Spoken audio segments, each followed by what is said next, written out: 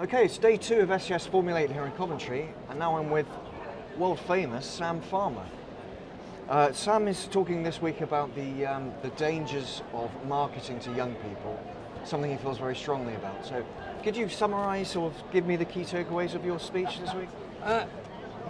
It was half an hour. It was quite a long one, Right. and really, what it's about is I focus in on the psychological development of young adults, what we're going through as 12 to sort of 18-year-olds in a very short space of time. In sort of 4 years, we go from being a child to being an adult, and who we decide to be in those few years is who we become as an adult. Formative. Yeah, exactly. So, I went to a school reunion. I left school 30 years ago, Tom, but I went in there and I had not seen these people since I was 18. And they were exactly the same, but they're in their late 40s and 50s. Right.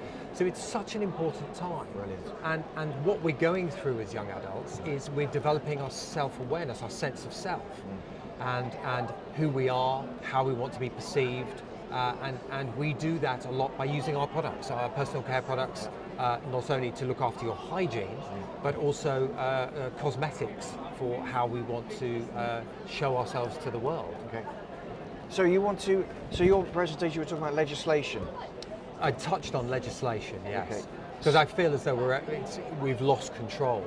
I mean, it was only 3 years ago that we stopped injecting under 18-year-olds with cosmetic fillers, Right. and that's not exactly our industry as formulating chemists, but we are part of it, and unfortunately with all the new brand messaging that's coming out, it's getting worse.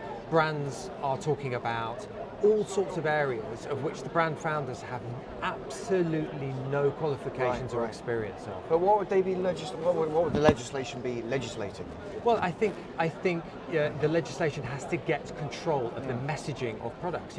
We are regulated in what we can say and how we can say it, but unfortunately they don't have the resources to stamp out a lot of the indie brands. They focus on the big multinationals, but they don't really step out of line that much. Okay. And if they do, it's not really, no one really pays attention. But the indie brands are spreading so much misinformation and corruption in the industry and their messaging that they're not being stamped out, and that's what's causing the damage, because that's where the communication is coming from. So you've got ex interior designers talking about endocrine disruption. Right. You've got marketeers and bankers talking about organic, natural sustainability. Sure. And it's just so much more complicated than that. And I wish that we could talk about the realities of it, because it is far more interesting than the make-believe.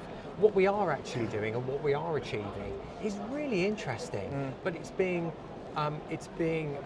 sort of washed by the marketing departments, who have no other interest other than making money. Yeah. And of course that's where the problem comes. And I suppose, a lot of the companies here this week at SCS Formulate, if you talk to the CEO, what keeps them up at night, it's invariably misinformation, fake news, influencers, and you touched on this in your presentation about, I think you call them fearpreneurs? Yeah, fearpreneurs, yeah. I mean, there are a lot of great people on social media educating young people about cosmetics, but the fearpreneurs are the ones that go double down, and they create apps that misinform and give a judgment on things like safety.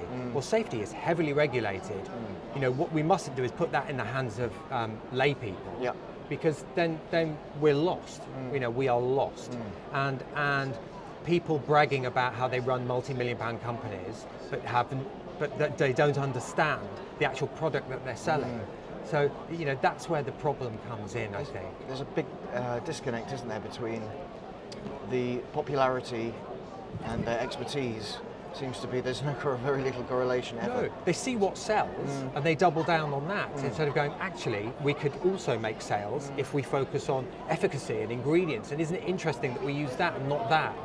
And it would be so great to focus on that. So have you had personal experience of misinformation about your own products?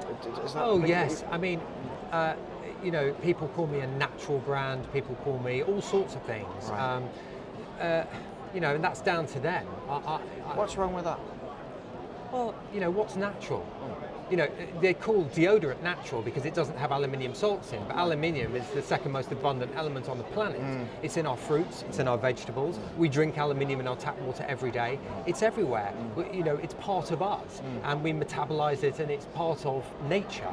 So it doesn't get more natural than aluminium. Yeah. But because the people using that don't understand the chemistry, they say it's a natural deodorant because it doesn't have aluminium in it. It doesn't make any sense. Yeah, sure. It's ludicrous. Sure. Do you have any advice for the sort of wider industry that is grappling with this problem of you know, certain ingredients, certain products? Do you, because obviously you've got experience of this, do you have any message for the sort of wider, other than legislation maybe? Well, it's very have you done? difficult. I mean, it's very difficult, but we've got to get a grip. We've got to get a grip. You know, I have seen raw material suppliers in cosmetics this year using the word clean beauty. You know, raw material suppliers, they should be ashamed of themselves. It's shameful because where you draw the line in the sand, you're a chemical company, grow up. Okay, good. I think we'll leave it there. But thank you very much indeed, Sam. Thank you very much for your time. Pleasure. Thank you. Pleasure.